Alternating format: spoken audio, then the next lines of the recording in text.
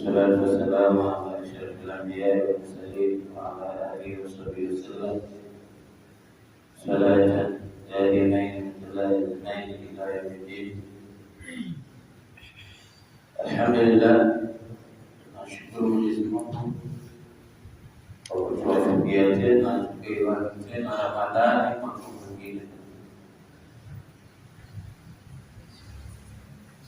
Walikuwepo wengi katika Ramadhani ya mwaka jana, lakini kwa uwezo wake Mwenyezi Mungu na utendakazi wake hawakuiwahi Ramadhani. Kwa hiyo sisi tuna haja ya kumshukuru Mwenyezi Mungu, wala si kwamba sisi ni wajanja sana au ni werevu sana kuliko wale walioruhusiwa. Hii ni taufiki yake ya Mwenyezi Mungu Subhanahu wa Ta'ala. Tunashukuru Mwenyezi Mungu katika masjidi Taqwa, sisi tunaoswali msikiti huu kwamba Mungu ametujalia tumeanza kuifunga Ramadhani kwa njia hii. Tumefunga Ramadhani mashaallah kisuna, ili tumewahi kufunga Ramadhani katika mwaka huu tumeanza kwa njia ya bid'a.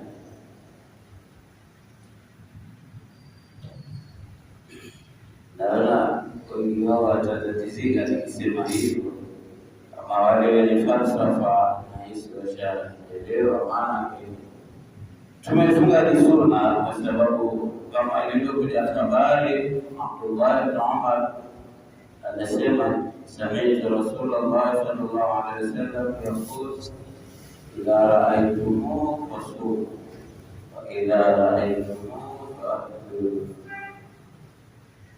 Abdullah anasema nimemsikia Mtume wa Mwenyezi Mungu akisema, mtakapouona mwezi fungeni na mtakapouona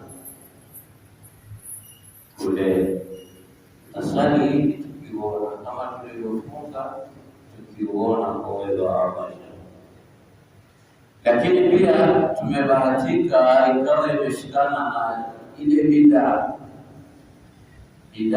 ikawa bid'a zile pale ya pale, kwa sababu zile wakati wa Mtume sallallahu alaihi wasallam hazikuwepo na zitakalenda zile pale, pamoja na kwamba wale katika hisabu zao walimeshana kidogo. Huyu mmoja siku ile ya mchana Jumatano yeye alikuwa anakamilisha 30, huyu dola huyu. Ama huyu mmoja Abdalla ile siku ya Jumatano yeye alikuwa na mwezi 29. Kwa bahati nzuri wote wakakubaliana, pamoja na kushana kwao kimahesabu, lakini wakakubaliana Alhamisi ndiyo itakuwa tarehe 1 Ramadhani, na kwa uwezo wake Mwenyezi Mungu kwa kujalia ikawa hivyo. Kwa hiyo tunashukuru, tumeanza Ramadhani kisuna, pia tumeanza Ramadhani katika zile bid'a ambazo zipo. Ukitaja bid'a katika mazoea tunayozoea sasa hivi, watu wengi wanashtuka kwa sababu wengi wanajua kwamba bid'a hukusudiwa maulidi. Sio maulidi, bid'a ziko tele, na katika zama hizi tulizonazo hatuwezi kuzikimbia bid'a, kwa sababu ukisema watakimbia bid'a, kwa nini unakaa juu ya meza wakati unataka kula?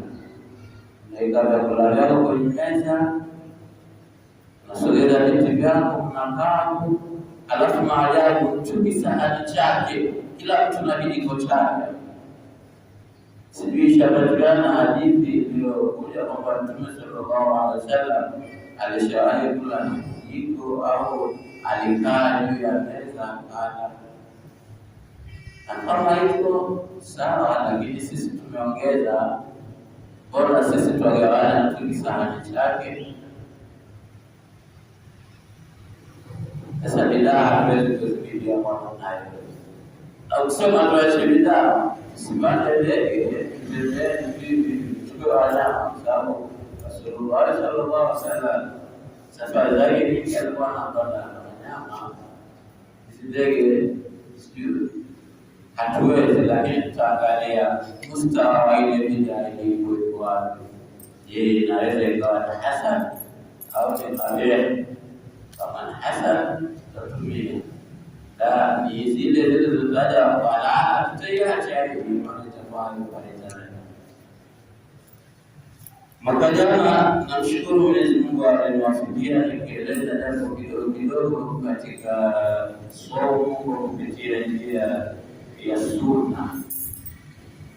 Ila mwaka huu nilikuwa nafikira kama Mungu ataniwezesha nieleze somo kwa kupitia njia ya bid'a. Sitoke sema sunna kusudia hadithi za Bwana Mtume Muhammad sallallahu alaihi wasallam.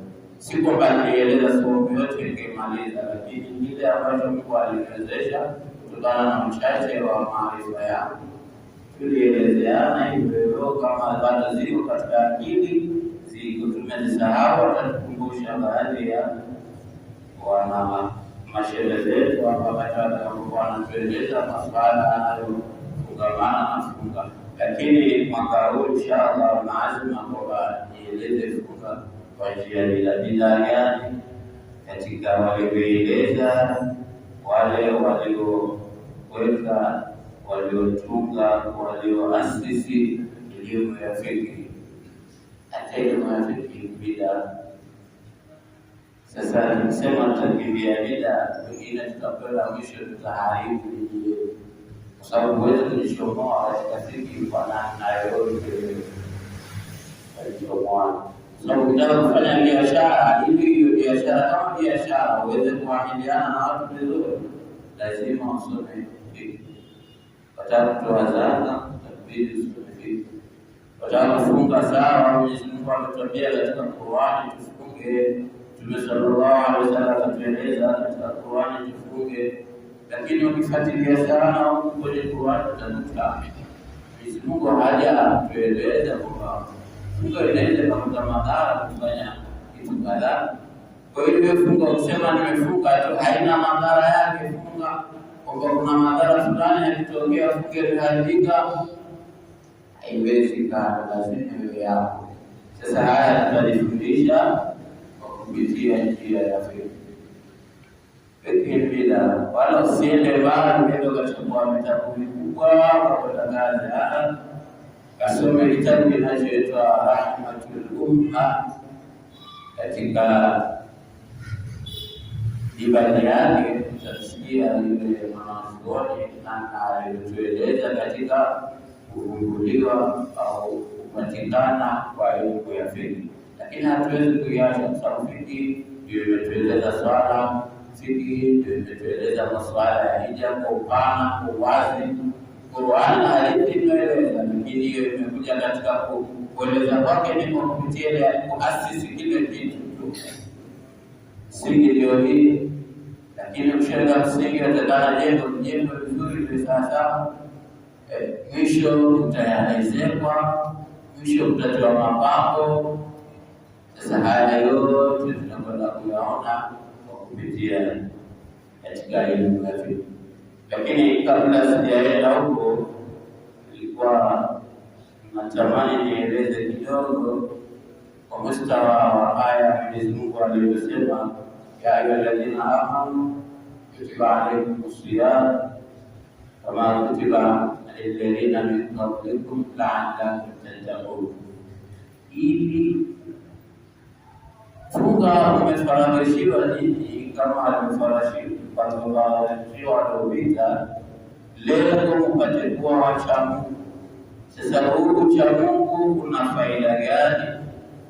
Ucha Mungu Mwenyezi Mungu apate kwenye rehema zake, ili kuingie katika nyumba zake zenye neema, zenye amani, zenye salama katika siku hiyo, siku ya babaiko kubwa ambalo litapita katika siku hiyo. Lakini hii takwa pia upate kukimwa wewe na moto. Sasa hii pepo na moto, vitu hivi viwili vipoje? Nataka niguse kidogo kwa uhaba au uchache wa maarifa yangu, tujue hivi vitu viwili hivi vikoje. Kama ni cha kukimbia, tukikimbie kwa roho safi kabisa, moyo safi kabisa, au kama ni cha kukitafuta, basi tufanye bidii katika kukitafuta. Pepo na moto. Tuanze na moto. Imekuja katika hadithi al-Qudsi, Mwenyezi Mungu anaahidi kuwaambia waja wake, ya bani Adam, kam ta'suni wa antum tajza'una min harri shamsi wal-ramadi wal-rimadi.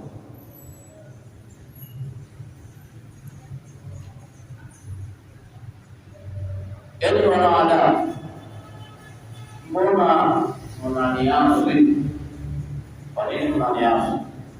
Na wakati jiji tayari mnababaika kutokana na joto, min harri shamsi, kutokana na joto la jua, waramadi, na changarawe au michanga, wakati atakapokuwa yameshika jua na kwa moto. Juu kuna jua, halafu chini nayo zinateketea na michanga yameshikaliwa barabara. Sote tunafadhaika, kila mmoja jua kali, lakini tunarudi tunamwasi Mungu. Bahari Jahannam, je, moto wa Jahannam itakuwaje? Kwa ukali wa jua tu, kila mtu anafadhaika.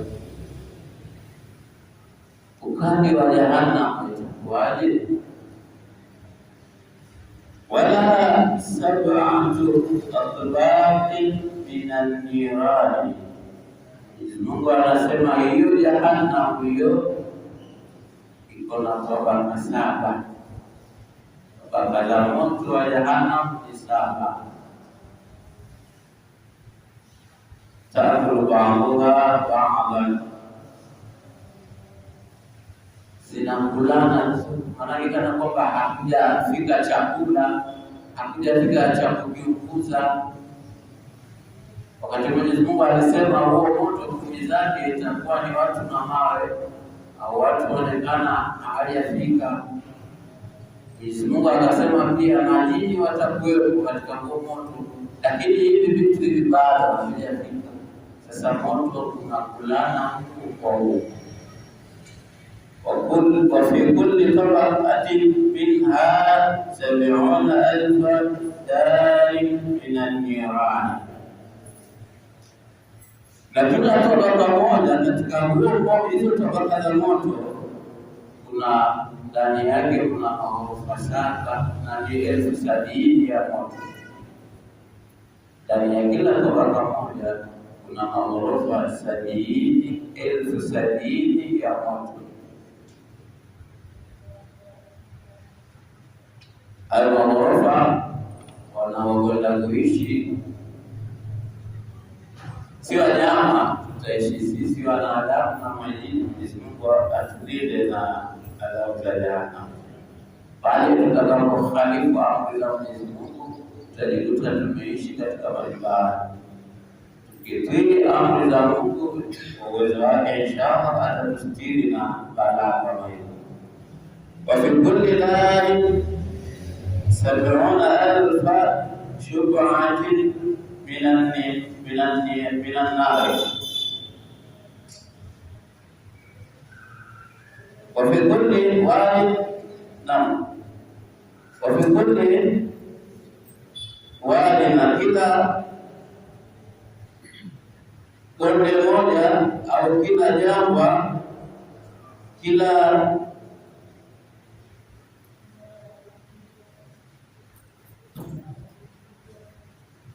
وفي كل دار dari, kila nyumba moja katika hizo nyumba ghorofa yaliyoko motoni 70,000 baiti minan nari, kuna nyumba 70,000 yenye maghorofa tayari, lakini ndani ya maghorofa kuna nyumba hizi zetu sisi pako pakapo ya 70,000. Nyumba hizo ziko kwenye katika ghorofa moja. Wa fi kulli baitin 70,000 bikiri minan nari, na kila nyumba moja kuna visima 70,000 vya moto.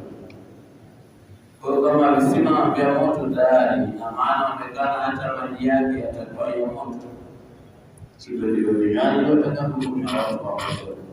Kwa hiyo moto kwa moto.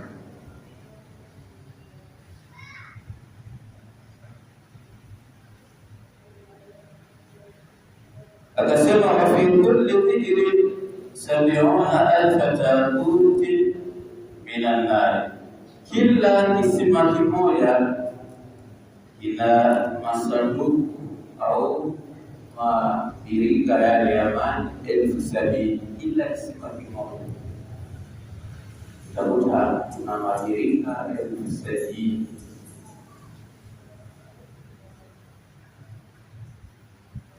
Anaeleza Mwenyezi Mungu katika hadithi kudusi, asema wa fi kulli tabutin 70,000 shajaratin min zaqum, kila jozi moja ndani yake kuna miti 70,000 ya zakum. Miti ya zakum wasema ndio chakula, miti hiyo ambayo watu wa motoni ndio chakula chao. Chakula chenyewe ikifika matumboni, wasema matumbo yote tayari yashakatika yanaanguka, alafu bongo linatokota.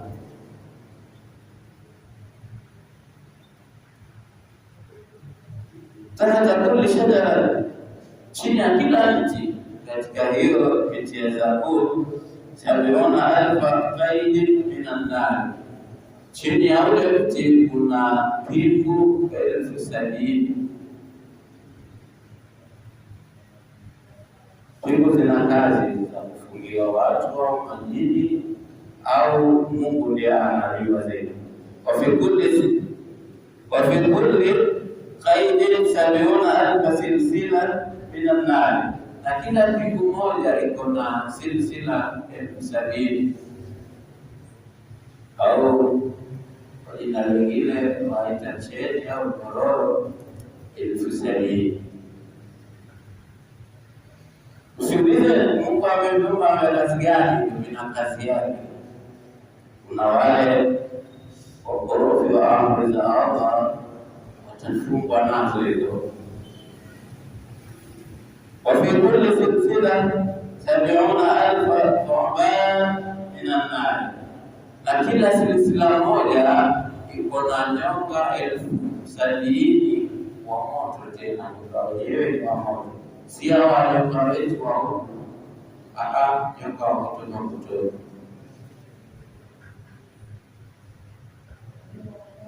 Kulli thuban 70,000 dhiraa, huyu nyoka yuna urefu wa dhiraa 70,000.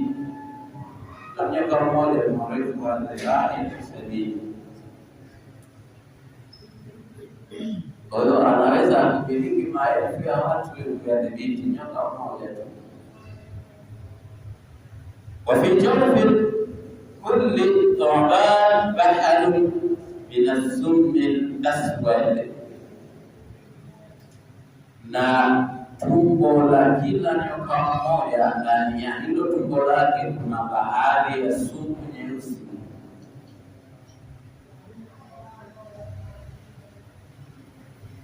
Wafiha, na ndani ya hilo tumbo la huyo nyoka tayari kuna sumu nyeusi, lakini ndani ya hilo tumbo 70,000 aqrabin minan nar, kuna nge 70,000 wa moto kwenye hilo tumbo. Wanaogelea kwenye hilo bahari, wanasubiri watakachoamrishwa kufanya wafanye.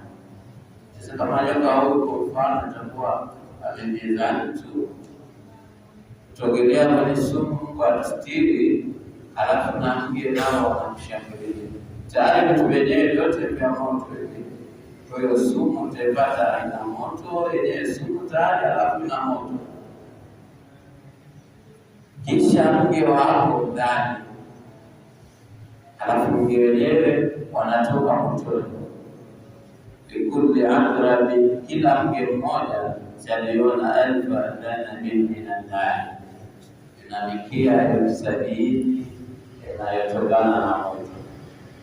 Siki wetu hawa ndio wazoea, hawa ni special Mungu anaandaa kwa wale wenye kukataa maamrisho yake.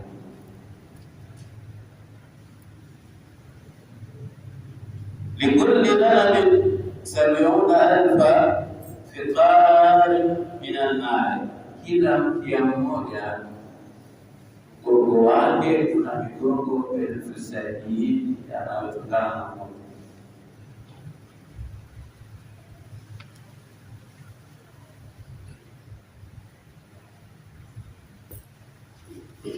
وفي كل فطار 70,000 رجل من السم الأحمر. Katika hiyo migongo 1,000, kila mgongo mmoja kuna ratili 70,000 za sumu nyekundu. Sumu ile ya nyekundu zilipata ziko katika hii mgongo wa huyu mge, tayari yeye anatoka motoni, alafu akuja na sumu. Haitoshi moto, kisha amebeba masumu aliyojaliwa. Mwenyezi Mungu anasema bismi halafu,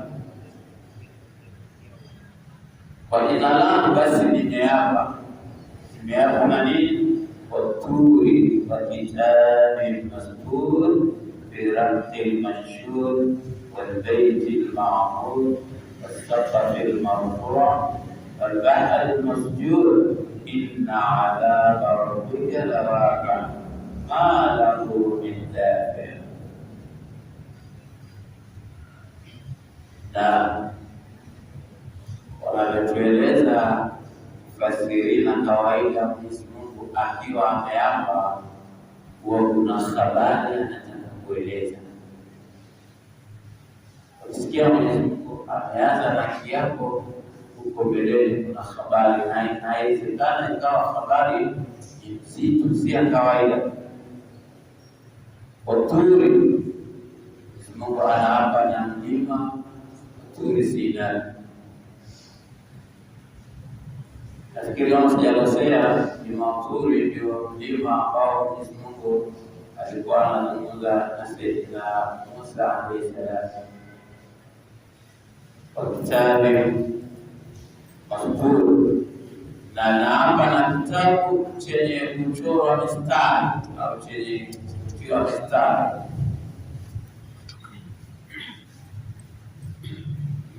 Firaqul manshur,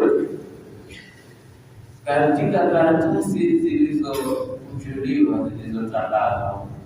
Kitabu tayari na karatasi zake zimekaa sawa, zilizokunjuliwa.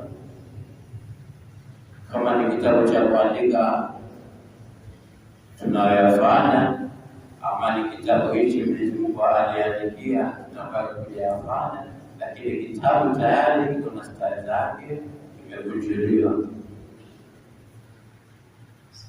Wal Baitul Ma'mur, na Mwenyezi Mungu akaapa na Baitul Ma'mur. Baitul Ma'mur ni nyumba ambayo iko mbinguni. Nasema mwanzoni ule usawa alipo Kaaba wa hapa ardhini, wa mbinguni ndio usawa alipo Baitul Ma'mur. Walau kitaanguka kitu kitokee Baitul Ma'mur, moja kwa moja kinaanguka katika juu ya Kaaba.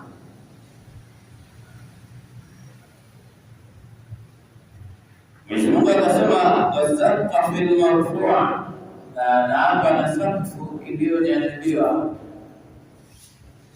Sakfu iliyonyanyuliwa kama ni dari au mbingu, Mwenyezi Mungu alikuwa kusudia sakfu hiyo. wal bahri al-masjur, Mwenyezi Mungu akasema anaapa na bahari yenye kuwashwa moto.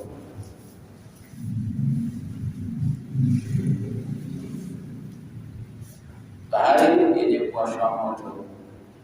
Kwa nini? Habari ndio inakuja, inna adhaba rabbika lawaqi, hakika adhabu ya Mola wako yenye kutuka, iko tayari, imewekwa. Maalahu billahi, wala hakuna mwenye kuzuia adhabu ya Mola wako ili isipatikane au kuiondoa. Hakuna adhabu, tayari Mungu asema iko na tayari iko, na hakuna kwa kuiondoa adhabu ya Mwenyezi Mungu. Kama mtu anaweza kuiondoa adhabu ya Mwenyezi Mungu, labda tutafanye mazoezi tu kutokana na hii hali tulionayo sasa hivi, tufunga. Lakini ukiangalia jua hali sasa, mtu labda anaweza kuwasaidia watu wapunguzia hili jua tumamo, ili wafunge angalau kidogo wanapata ubaridi. Kama mtu atakuwa anaweza kuiondoa adhabu ya Allah, na kama yashirikana, basi nani ataweza kuiondoa adhabu ya Allah? Allah mwenyewe ndiye anayeweza kumkinga na adhabu yake, na nani anaweza kumwingiza katika adhabu yake. Na haya yote yatawezekana na yanakuwa wakati watu wanapotafuta radhi za Allah, au watu wanatafuta hasira za Allah, kutafuta kutekeleza maamrisho ya Allah, kupenda radhi za Allah, na kukataa kutekeleza maamrisho ya Allah, kaingia katika ghadhabu ya Allah.